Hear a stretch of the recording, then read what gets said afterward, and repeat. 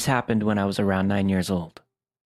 I live in a terraced house, which is four houses combined, and my neighbors and I each have our own patio. There's a small road, 10 meters from my yard, where people do their Sunday walks and so on. Only a small fence separates my small yard and the patio from the road. I live in a pretty crowded area, with several of these terraced houses spread around my neighborhood. So seeing people walking on that road is pretty normal for me.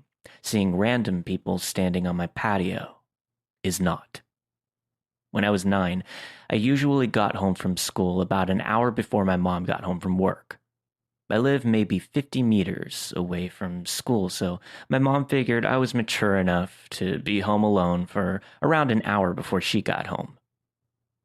This one day I got home from school, I did the usual thing, which was make sure that I locked the front door and double-checked that the back door leading to the patio was also locked. I was 9. Being alone was a little scary even though it was in the middle of the day, and only for an hour. I would then rush to my room upstairs and play as much PlayStation as possible before my mom came home and made me do homework. While playing, I heard this noise coming from outside my window. My room was located one floor over the patio, with the view to the road that I told you about before. It was kind of like the sound of a cat, but my cat had been missing for over 3 months. Hope sparked, and I thought, oh my God, he did finally come back, and I ran downstairs to check if it was my cat, but the sight that met me gives me goosebumps just writing this. There was a guy standing on my patio. A tall guy, with black hair covering half his eyes, making him look like a male version of the woman from The Ring or something like that. I could hear him making high-pitched sounds, almost like a cat meowing. A brown liquid was running down from his mouth, and I could see him spitting out my dad's stomped cigarettes.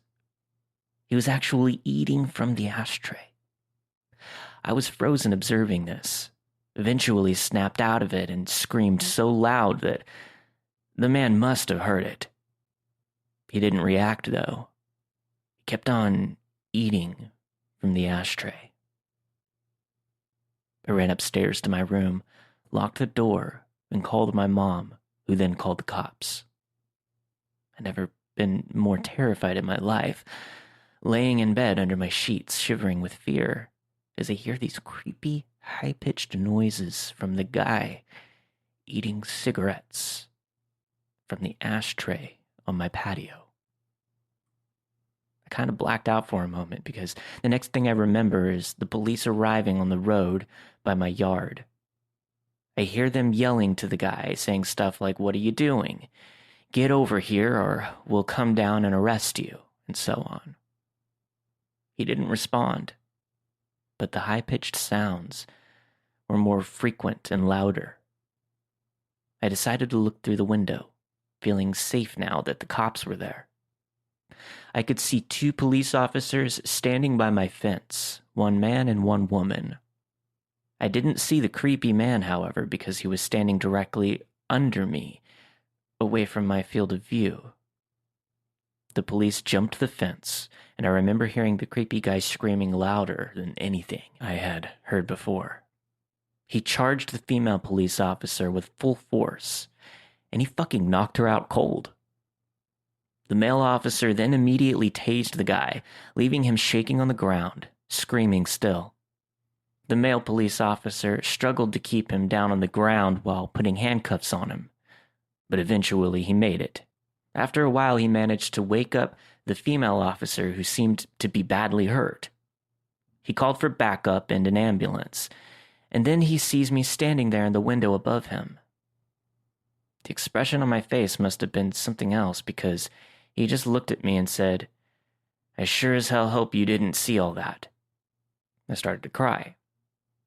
By this time, neighbors started to arrive wondering what the hell was going on.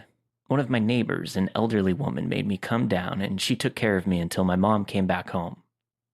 The police took the creepy guy with them in the car and left. Before they left, they promised to come back and talk to us about what had happened. This is where the story takes an unexpected turn. The male police officer came back later that night and sat down with my mom and I to talk. He explained that the guy on the patio was actually diagnosed with severe autism. He had escaped a facility where mentally challenged people live, located around 5 kilometers from where I live. He explained that the guy had actually been living in my house 5 years ago, but he had been forced to move when his mom, his only caretaker, died. The poor guy probably thought he would find his mom in my house. He missed the routines and he missed living there with his mom.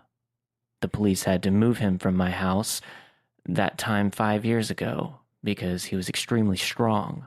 From what I heard, he had extreme tensions in the body because of the autism, making his muscles grow stronger and stronger throughout the years. This was the reason he reacted the way he did when the police came this day. Still frightened, I told the police officer that he needed to make sure that this would never happen again. He promised it wouldn't. After a few sleepless nights, my life got back to normal. The years went by, and the guy didn't come back. Until 1 year ago. At this time, my mom and dad had moved out. I bought the house from them, and I'm still living there today. I was enjoying my morning coffee on the patio when I see this random guy stopping in the road by my fence. He just stands there, looking at me. I look at him and give him a nod. I then hear the high-pitched noises. Holy shit, it's him. His hair had turned gray, but the high-pitched sounds made me realize. My heart started racing, and I instantly remembered the reason why he was back.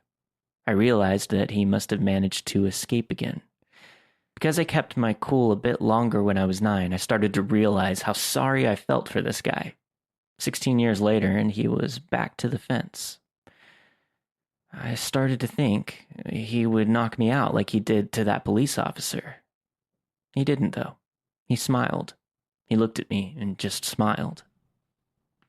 I offered for him to sit down. He didn't respond. I offered for him to come inside. He started laughing. So we went inside. His face lit up. Pure joy. He was home, and it reminded him of the life that he had with his mom. It almost made me tear up.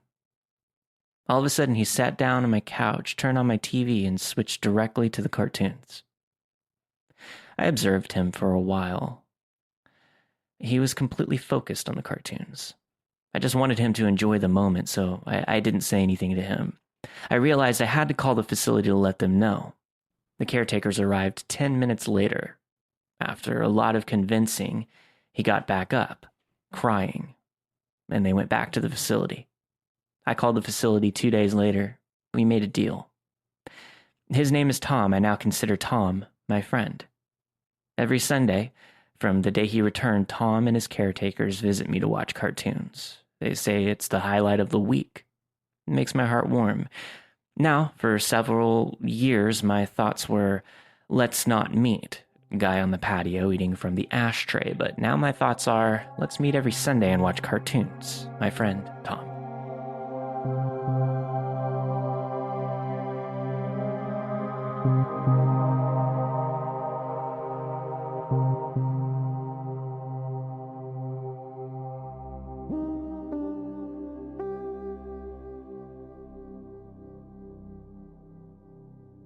I went camping with 3 of my buddies, John, Bennett, and Kyle.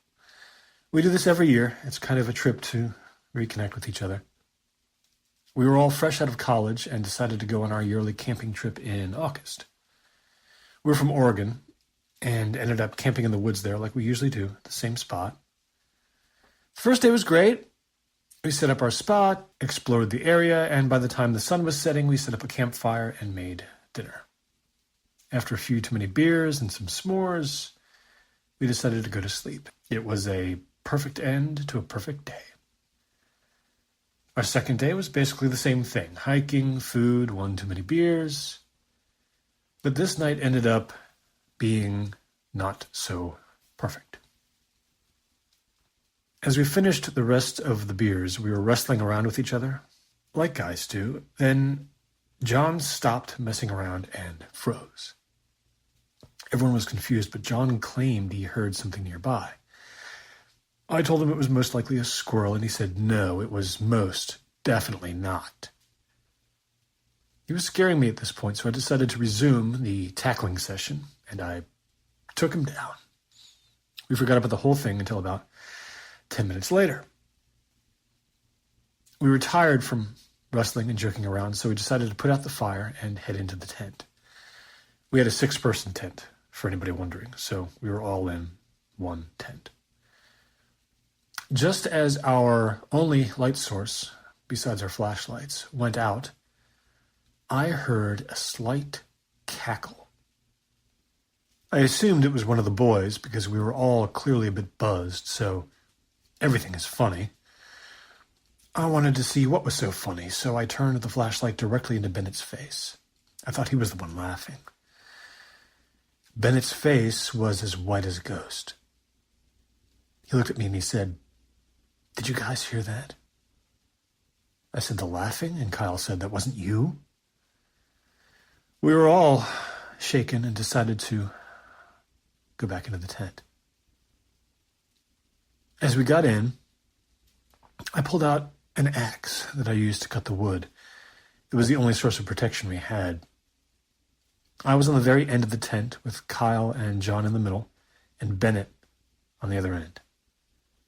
We were all silent, but I knew we were all wide awake after hearing the laughing. We weren't exactly at an actual campsite where there were other people around. We just walked into the woods, found an open spot, and set up camp there. We were about a mile from our car with barely any cell signal. So I guess you could say we weren't exactly in the safest position if there was a crazy maniac running around. I got tired, so I dozed off. I have no idea how long I was sleeping before I heard laughing again. It's hard to describe other than it sounded menacing. I was frozen. I didn't move. I didn't even try to look over to see if my buddies were awake. The axe was under my pillow. As I mustered up the strength to move to get it, I saw what looked like someone's finger pressed up against the tent, just circling around the tent.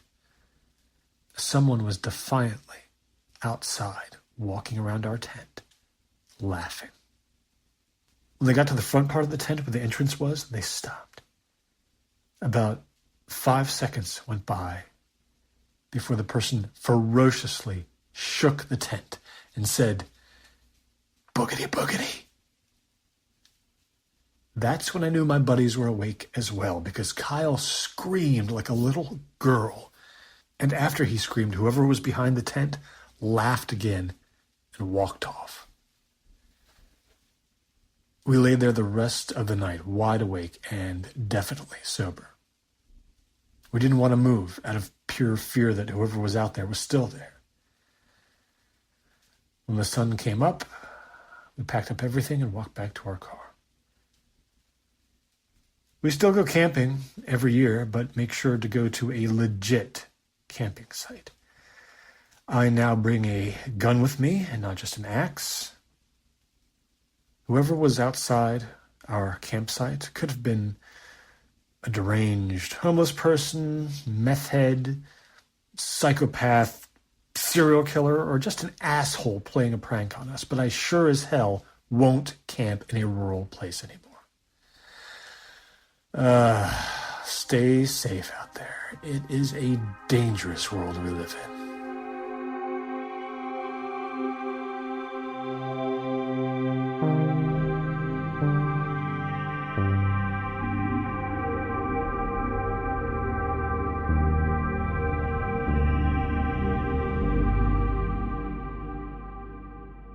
This happened almost 19 years ago. I was about 13 years old and I was being raised by my grandparents. We lived in a little tourist town in Florida. They had problems with their 2 daughters as adults, my mother being the older of the 2, and they wanted to do everything that they could to make sure that I didn't turn out the same way. A do-over, if you will. So needless to say, they were very strict. My aunt was having a good period. She had her stuff together. We were all very close. She understood what it was like to be raised under a glass dome, metaphorically speaking. They raised her too, after all. So being as she was my only aunt, she made sure that the time that we spent together was always really cool. I would stay over on Saturday nights. We would go out and hang out at the pier, and she would let me hang out with my middle school boyfriend, who would find ways to get to wherever I was. My grandparents had no idea of any of these activities, of course. I was just spending some quality time with my aunt and giving them a break. It was nice that I had a younger female figure since my mom wasn't around. One night, when we were out having fun, my aunt meets this guy, and they really hit it off. He was very nice and introduced himself to me. He went by JR, and at first he was kind of charming. They exchanged numbers after hanging out for a while, and then we went home and went to bed. They ended up going out a bit more, and my aunt had really liked JR. He took her to his home and introduced her to his father and showed her around his land. He lived out in the woods, in the middle of nowhere. I have lived in this town for 30 years, and I still to this day couldn't tell you where that was. I was only there once. He was teaching my aunt how to shoot a gun. I remember her shoulder rocking back with the impact of the shot, and it surprising her. He had these weird flamenco dancing clothes in his closet. It was all seemingly harmless. I mean, everyone has their quirks. About 10 days, maybe 2 weeks later, we were again at the pier, out by the payphones, talking about what to do that night and what to get for dinner. JR and my aunt were in their late 20s, early 30s, and as much as she loved me, I imagined that there were times that I got in the way. Well, anyway, we were at the pier, and he's talking about how he has these painkillers. He offered me one. I declined, of course, and told him I had a high tolerance to pain anyway, and I didn't need that stuff. Then, with a huge smile, he asks me if he can see for himself, assuring me he won't really hurt me. He's just trying to have fun. This bastard twists my arm behind my back until I hear a pop. I started to cry, and he laughs and says, "Sweetheart, I was only playing. You said you had a high tolerance. I guess I was stronger than I thought I was being. I'm sorry. No need to ruin a good time. We're all having fun." I go into the private pier office, which my granddad managed, crying. My aunt comes in and lets me know that she thinks it's fucked up too, and that she talked to him about it. She goes back outside, and he asks her what she's up to that night. She tells him that she isn't sure if I'm staying over because of what had just happened. I was whining about going home. I was pissed that she hadn't decked him right there for hurting me. Well, he tells her that she should meet him under the Sunset Bridge at 2 a.m. on the other side of town. He says that the stars are beautiful and you can listen and hear the fish. He tells her he would love to see her and that they can dance under the moon. We were all a fishing family and live in a fishing town, so fish activities under the bridge wasn't necessarily something that threw up a red flag.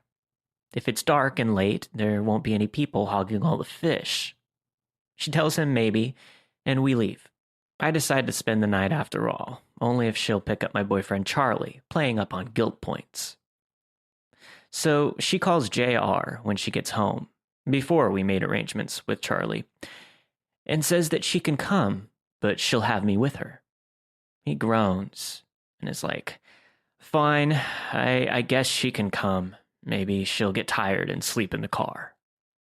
About an hour after she called JR for the first time, I asked her about Charlie, and she agreed. She sits down with me and hugs me and touches my face lovingly, apologizing for what happened with my arm. My aunt is amazing, and I love her very much. She then calls him and tells him not to worry. She's picking up Charlie, so I will have my own entertainment and they can have their time. He goes into a rage and starts to sputter and curse about how it's too complicated now and how he wanted an intimate meeting with her and not the damn family reunion. He went on about how he didn't want to have to babysit a 13-year-old and her 14-year-old boyfriend. He hangs up after calling her a crazy bitch. She bewilderingly hangs up the phone and tells me what happened. We go about our night with pizza rolls and PlayStation. Things are fine. He calls her a few more times and drives by the house for a couple of weeks. But my aunt was having none of it. After a while, he left our lives just as swiftly as he came. The whole affair lasted only a month, if that. 3 weeks maybe in all. It wasn't the craziest experience she had with a man. JR was soon forgotten and we went about our own business. Flash forward 2 years later. I'm almost out of middle school. My aunt had moved to a city about 40 miles away. I still lived with my grandparents. They were still strict, but they had gotten older, and so had I. I knew a few ways around the rules. One day, my friend Frank and I missed the bus home from school and called our good high school friend Darla to pick us up and take us home after riding a bit. She had this big, beautiful red truck, and I would ride around in the cab of it, loving the freedom and the wind. We were smoking cigarettes and laughing, listening to the radio. The time I would have spent on the bus before my stop was just enough to hit up a taco drive-thru. We cruised down the road a little bit before heading back to mine and Frank's separate houses. He lived just down the road. We had a lot of fun that day. She dropped me off first. My grandparents came outside. They were heavily confused at the sight of an unknown vehicle, and even more so when they saw that I had gotten out of it. After letting her be the one to explain because she was older, cooler, and more responsible, my grandparents thanked her for being kind enough to take me home.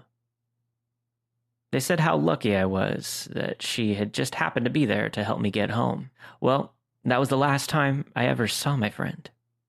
She didn't show up for work for 5 days. I can't speak for everyone, but I assumed that she had just ran away. Darla's parents were going through a nasty divorce. The dad had a hot new girlfriend, and the mother was bitter about it. Rightfully so, I guess.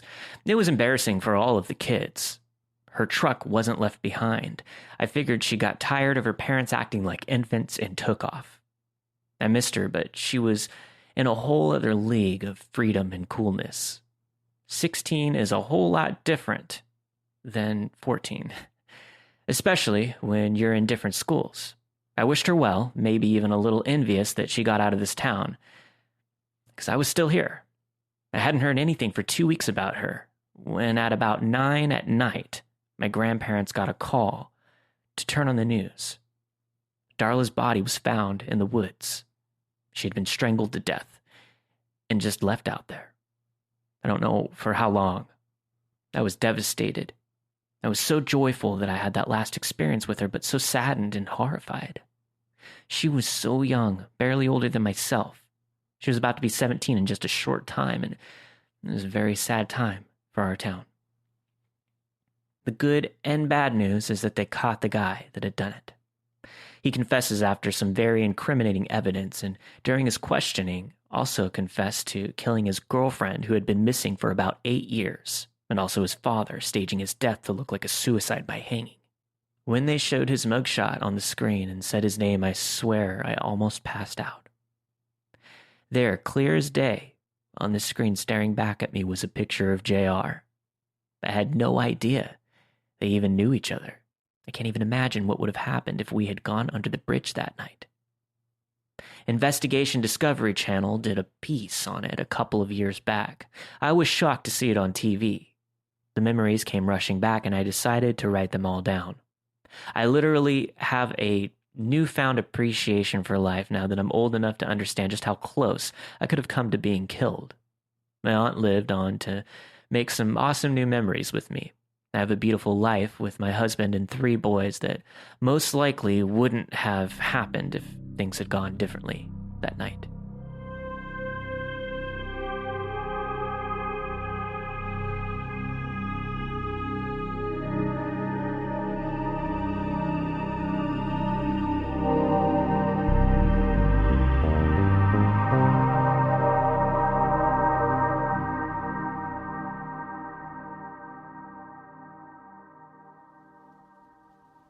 Last week, I took my dog to this fenced dog park.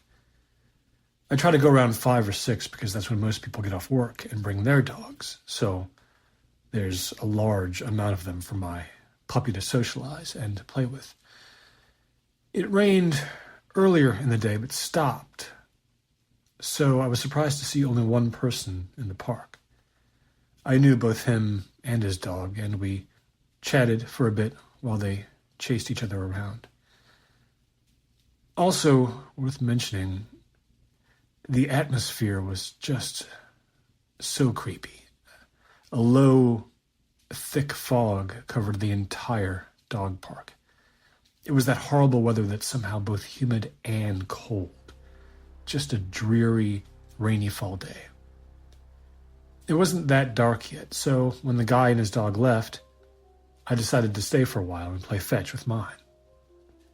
Mistake number 1. I throw the ball around for a bit, and on one throw, something caught my eye. There was a man, all in black, hood up, standing at the fence, completely still, facing towards me. I couldn't see his face, so I don't know if he was looking at me. I tried to brush it off as maybe he's just watching us play fetch. I do have a 5-month-old puppy, after all, who is adorable and draws a lot of attention from strangers. I threw the ball in his direction a few more times so that I could glance at him to see if he would move on. No, he never did. At that point, I started to get pretty freaked out. I didn't want to stay alone in a dog park with only one entrance. It was significantly darker at this point as well. I really wanted to get out of there, but in order to leave, I'd have to walk past this man. You have to walk the length of the dog park on this path in order to get where you park. So, walking past him was the only way out. I gather my stuff and begin to leave. I walk to the entrance, glancing at him every few seconds, and he's still standing completely still, but now he's turned more towards me. I took out my phone and pretended to be talking to someone, saying things like, "I'll be there in 20 minutes. 15? What? That's too soon. Okay, I'll try." The moment I left the dog park, he turned and started walking away towards the parking lot. I was relieved, but only for a moment. He wasn't walking, he was shuffling, only a few feet at a time. Then he would stop completely, turn around and look at me, and then keep going. Repeat 3 or 4 times. Then his walking changed. He started throwing his head back, looking up at the sky repeatedly, rhythmically, and taking huge strides forward. His movements very bizarre, an exaggerated tiptoe-like walk.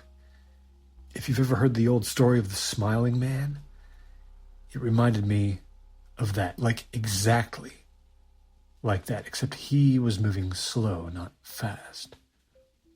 The moment he started doing it, that story was the first thing to pop into my head. And still, every 5-10 feet or so, he would look back at me. I was walking behind him, slowly, in the same direction, towards my car. Needless to say, I was pretty much 100% convinced I was going to be stabbed, robbed, kidnapped, or whatever. I was scared to death. My whole body was tense and cold. I've never felt that kind of fear in my entire life, like a deep, horrible, pit of your stomach, I could die tonight fear. Then, suddenly, he turns sharp and runs into the trees alongside the path. I took this opportunity to pick up the pace and passed the spot where he had run into